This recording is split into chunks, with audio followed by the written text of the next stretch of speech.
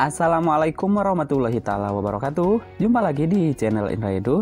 Untuk hari ini kita akan belajar bareng lagi membahas soal latihan penilaian akhir tahun atau ujian kenaikan kelas semester 2 mata pelajaran PPKN SMP MTS kelas 7. Ini adalah bagian 1, di mana bagian 1 ini membahas soal dari nomor 1 sampai dengan nomor 10. Baik, seperti biasa, bagi teman-teman jangan lupa tekan tombol subscribe-nya terlebih dahulu, like, komen, dan boleh share kepada teman-temannya supaya kita semua bisa menebar manfaat yang lebih banyak lagi. Kita langsung saja pada soal yang pertama. Perhatikan pernyataan berikut ini. 1. Letak strategis wilayah Indonesia. 2. Berasal dari nenek moyang yang berbeda. 3. Kondisi negara kepulauan. 4. Perbedaan kondisi alam. 5. Perbedaan pendapatan dan mata pencaharian. 6. Keadaan transportasi dan komunikasi. Faktor yang menyebabkan keanekaragaman bangsa Indonesia ditunjukkan pernyataan nomor A 1, 2, 3, dan 4. B 1, ini B 1, 3, 4, dan 6. C 2, 3, 4, dan 5. D 3, 4, 5, dan 6. Kira-kira pilihan jawaban yang tepat adalah, nah, yang ditanyakan adalah faktor yang menyebabkan keberagaman bangsa, ya. Baik, yang pertama, letak strategis wilayah Indonesia masuk ke salah satu faktor yang dapat menyebabkan keanekaragaman bangsa Indonesia. Terus yang kedua, berasal dari nenek moyang yang berbeda. Oke, itu masuk atau tidak? Simpan dulu. Oke, yang ketiga, kondisi negara kepulauan. Oke, kondisi negara kepulauan ini juga termasuk ke dalam faktor yang dapat menyebabkan keberagaman masyarakat Indonesia. Yang keempat, perbedaan kondisi alam. Jelas, ini juga merupakan faktor yang dapat menyebabkan keanekaragaman bangsa Indonesia. Yang kelima, perbedaan pendapatan dan mata pencaharian ini tidak termasuk. Ini juga tidak. Sedangkan yang keenam adalah keadaan transportasi dan komunikasi. Nah, keadaan transportasi dan komunikasi ini termasuk ke dalam salah satu faktor yang dapat menyebabkan keanekaragaman. Jadi yang dapat menyebabkan keanekaragaman itu adalah nomor 1, 3, 4, dan 6. Jadi jawabannya adalah yang B. Kita lanjutkan pada soal nomor 2. Perkembangan budaya di kepulauan yang tersebar di Indonesia berkembang sesuai dengan tingkat kemajuan masyarakat dan lingkungan masing-masing. Dengan demikian, muncullah keberagaman dalam masyarakat. Hal tersebut disebabkan oleh titik-titik. A. Kondisi negara kepulauan. B. Keadaan transportasi dan komunikasi. C. Perbedaan kondisi alam. D. Letak strategis wilayah Indonesia. Jawaban yang tepat adalah yang A, kondisi negara kepulauan, ya. Jadi muncullah keberagaman dalam masyarakat yang ditanyakan di soal itu karena perkembangan budaya di kepulauan yang tersebar di Indonesia berkembang sesuai dengan tingkat kemajuan masyarakat. Nah, budaya di kepulauan tersebut itu merupakan keberagaman yang muncul disebabkan dari kondisi negara kepulauan. Baik, kita lanjutkan pada soal berikutnya, nomor 3. Keberagaman dalam masyarakat menjadi tantangan karena tumbuhnya perasaan kedaerahan dan kesukuan yang berlebihan dapat mengancam keutuhan bangsa dan negara kesatuan Republik Indonesia. Oleh karena itu, upaya meningkatkan kerukunan antar suku, pemeluk agama, dan kelompok-kelompok sosial lainnya dapat dilakukan melalui dialog dan kerjasama dengan prinsip titik-titik. A. Kebersamaan, kesetaraan, toleransi, dan saling menghormati. B. Kesetaraan, kesejajaran, keadilan, dan mufakat. C. Musyawarah mufakat, keadilan, dan kemandirian. D. Kepercayaan, kedamaian, toleransi, dan kesetaraan. Kira-kira jawaban yang tepat adalah, oke, yang A simpan dulu. Yang B, kesetaraan, kesejajaran, keadilan, dan mufakat. Oke, ini kurang mendekati. Ya, yang B. Yang C, musyawarah mufakat, keadilan, dan kemandirian, ini sama, kurang adanya toleransi atau saling menghargai. Oke, yang D, Kebudayaan, kedamaian, toleransi, dan kesetaraan. Oke, pilihannya itu ada di A dan di D. Jawaban yang tepat adalah yang A. Jadi dialog atau prinsip dialog dan kerjasamanya itu melalui dengan kebersamaan, kesetaraan, toleransi, dan saling menghormati. Baik, kita lanjutkan pada soal nomor 4. Rizka memiliki kulit sawo matang, tubuh tinggi, mata besar, dan berwarna coklat muda. Sedangkan Sani memiliki kulit kuning langsat, rambut lurus, mata sipit, dan berwarna coklat tua. Perbedaan ciri fisik tersebut disebut titik-titik. A. Ras, B. Budaya, C. Golongan, D. Suku bangsa. Jawaban yang tepat adalah yang A ya, yang A. Jadi A. Ras itu merupakan kesamaan atau yang dilihat itu adalah ciri-ciri dari fisik ya, atau perbedaan dari ciri-ciri fisik. Nah, kesamaan maksudnya kesamaan ciri fisik itu kan misalkan Rizka memiliki kulit sawo matang, pasti bukan hanya Rizka saja, melainkan ada banyak orang yang memiliki kulit sawo matang, lalu juga tubuh tinggi, mata besar, dan berwarna coklat muda.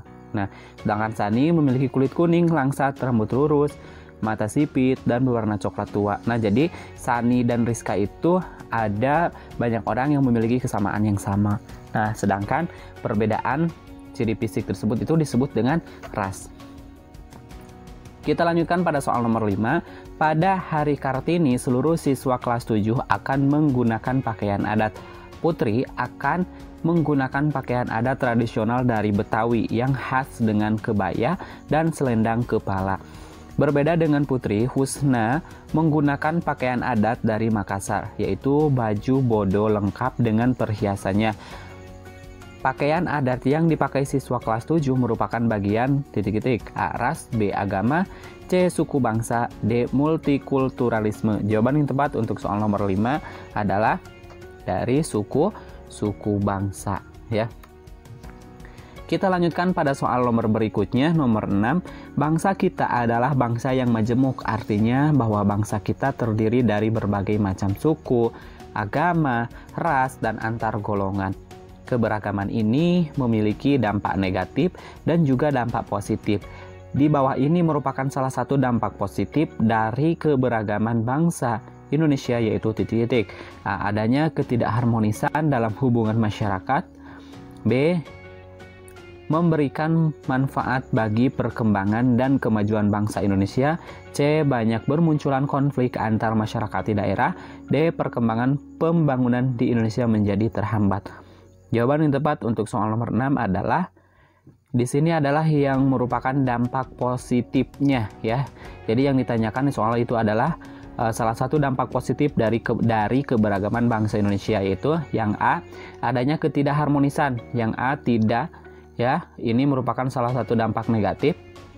Yang B, memberikan manfaat bagi perkembangan dan kemajuan bangsa Indonesia. Oke, simpan dulu yang B.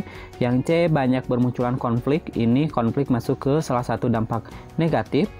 Yang D, perkembangan pembangunan Indonesia menjadi terhambat. Ini juga masuk ke salah satu dampak yang negatif. Jadi jawaban yang tepat untuk menjawab salah satu dampak positif dari keberagaman bangsa Indonesia adalah yang B, yaitu memberikan manfaat bagi perkembangan dan kemajuan bangsa Indonesia.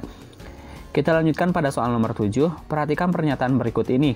1. Agama Hindu dan Buddha dibawa oleh bangsa India. 2.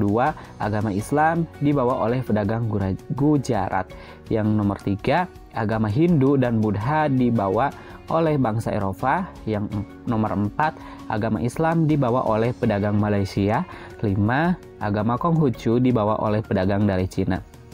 Pernyataan yang benar terhadap proses terjadinya keberagaman agama di Indonesia ditunjukkan oleh nomor titik-titik A1, 2, 4, B1, 2, dan 5, C1, 3, dan 4, D1, 3, dan 5. Kira-kira pilihan jawaban yang tepat untuk soal nomor 7 adalah,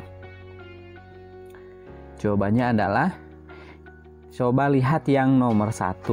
Agama Hindu dan Buddha dibawa oleh bangsa Indonesia. Oke, betul. Nomor 2, agama Islam dibawa oleh pedagang Gujarat. Betul. Itu juga agama Hindu dan Buddha dibawa oleh bangsa Eropa. Tidak dibawa bangsa oleh Eropa, tapi dibawanya oleh bangsa India. Agama Islam dibawa oleh pedagang Malaysia. Tidak ya. Nomor 5, agama Konghucu dibawa oleh pedagang dari Cina. Oke, jadi jawaban yang tepat adalah 1, 2, dan 5. Jawabannya adalah yang B. Kita lanjutkan pada soal nomor 8. Negara Indonesia terdiri dari wilayah yang sangat luas, terbentang dari Sabang sampai Merauke. Indonesia memiliki ribuan pulau yang tersebar dan menjadi tempat berdiamnya penduduk dengan ragam suku bangsa, bahasa, budaya, agama, dan adat istiadat. Nah, yang ditanyakan adalah arti penting keberagaman suku, ras, agama, dan antar golongan bagi bangsa Indonesia. Salah satunya adalah titik-titik. A. Penyebab konflik antar suku, agama, ras, dan antar golongan. B. Penyebab maraknya aksi demonstrasi memperjuangkan hak masyarakat. C. Keberagaman bangsa yang sangat berharga untuk mencapai tujuan. D. Keberagaman merupakan masalah biasa yang tidak perlu dibahas. Jadi jawaban yang tepat adalah yang ditanyakan adalah arti penting keberagaman suku. Nah, kalau yang A, arti penting dari keberagaman suku, ras, agama, dan antar golongan itu merupakan penyebab konflik antar suku. Nah, ini yang A tidak tepat. Yang B, penyebab maraknya aksi demonstrasi juga tidak tepat. Yang C, simpan dulu yang C, karena yang C itu opsinya atau pilihannya adalah keberagaman bangsa yang sangat berharga untuk mencapai tujuan. Nah, jawaban yang D, keberagaman merupakan masalah biasa yang tidak perlu dibahas, ini yang D pun tidak tepat. Jadi jawaban yang tepat adalah yang C, keberagaman bangsa yang sangat berharga untuk mencapai tujuan. Kita lanjutkan pada soal nomor 9. Bagi bangsa Indonesia, keberagaman suku, bangsa, budaya, agama, ras, dan antar golongan apabila dikelola dengan baik itu merupakan titik-titik. A. Mendorong percepatan pembangunan daerah. B. Sumber pendapatan di daerah-daerah. C. Kekayaan bangsa yang sangat berharga. D. Modal pokok dalam pembangunan nasional. Jadi jawaban yang tepat adalah kekayaan bangsa yang sangat berharga. Karena dengan keberagaman itu kita bangsa Indonesia itu akan sangat kaya sekali. Ya, kayanya itu bisa dilihat dari mana, yaitu kaya dari keberagaman tersebut. Mulai dari suku yang berbeda, suku bangsa, budaya, agama, itu ya, dan seperti itu. Dan antar golongan apabila dikelola dengan baik maka akan merupakan sebuah kekayaan bangsa yang sangat berharga. Kita lanjutkan pada soal nomor 10. Makna dari semboyan Bhinneka Tunggal Ika, meskipun beragam titik-titik. A. Suku, bangsa, agama, ras, dan antar golongan tetapi tetap satu kesatuan. B. Pemikiran tetapi tetap tetap untuk kemajuan Indonesia. C. Indonesia negara majemuk tetapi mampu hidup rukun. D. Persatuan tetapi tetap menjunjung hukum nasional. Jawaban yang tepat untuk soal nomor 10 adalah yang A, ya. Jawaban yang tepat untuk soal nomor 10 adalah yang A, yaitu suku, bangsa, agama, ras, dan antar golongan tetapi tetap satu kesatuan. Sekian kami akhiri, semoga bermanfaat. Sampai ketemu di pembahasan soal selanjutnya. Assalamualaikum warahmatullahi wabarakatuh.